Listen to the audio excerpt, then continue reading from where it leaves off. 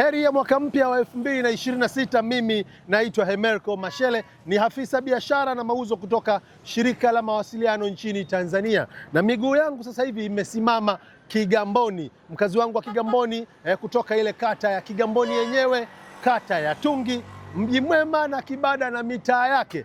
Tunakuambia sasa tumekufikia na tunakuja mtaani kwako kukuita. Hakikisha unaitika. Hii ni huduma ya fiber mlangoni kwako, imeshafika tayari katika mitaa yoyote au kata hizo zote nilizozitaja.